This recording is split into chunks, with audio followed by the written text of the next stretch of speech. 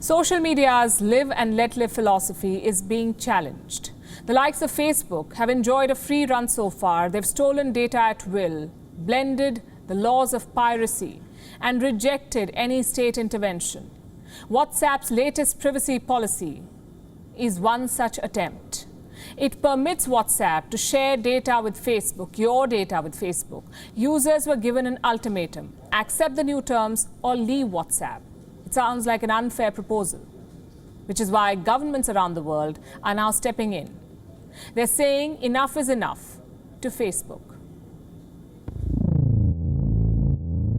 Have you been getting a lot of pop-ups on WhatsApp? Chances are you have, because WhatsApp is overhauling their privacy terms, and they want you to sign up. This is happening to users everywhere, in India, Europe, Latin America. You either accept the new terms or say goodbye to WhatsApp. But what exactly are these new terms, and why are they controversial? The biggest worry is data sharing. If you accept the new term, WhatsApp will be able to share your data with their parent company, Facebook. They say your conversations and chats shall be safely encrypted. But the rest of it, not so much. We're talking about your IP address, your name, your residence, your phone model, stuff like that. It could be shared. What if you don't want to share this data? Surely that cannot be an excuse for booting you from WhatsApp.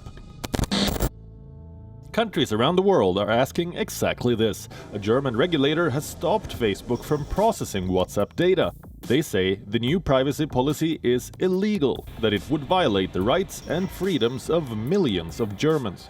So for the next 3 months, Facebook's data harvesting plans are on hold. But the company is planning to appeal against the order. Germany's move could trigger a chain reaction. The regulators in Hamburg are urging their European peers to do the same. How is WhatsApp responding to all this?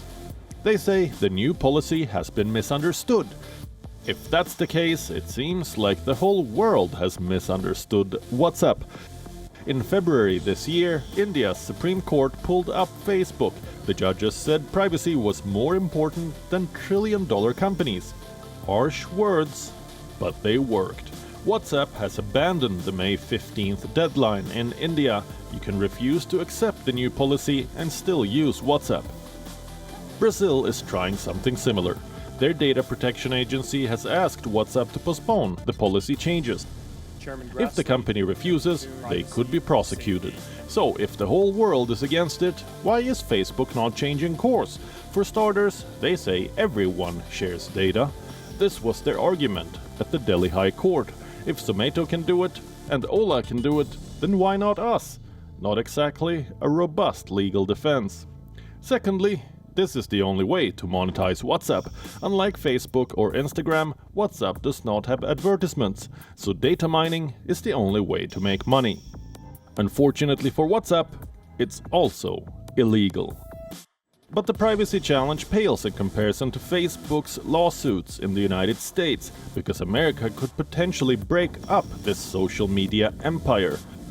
Facebook is battling 2 lawsuits. One from the states that accuse it of stifling competition, the other from the Federal Trade Commission.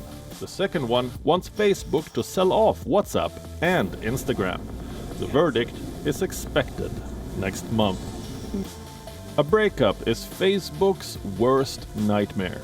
Their business model depends on single ownership. Though breaking up Facebook would likely take years. It would put an end to their cross-platform data hype. Social media isn't the Wild West anymore, and Facebook is learning this, one court ruling at a time. Bureau Report, WION, World is One. WION is now available in your country. Download the app now and get all the news on the move.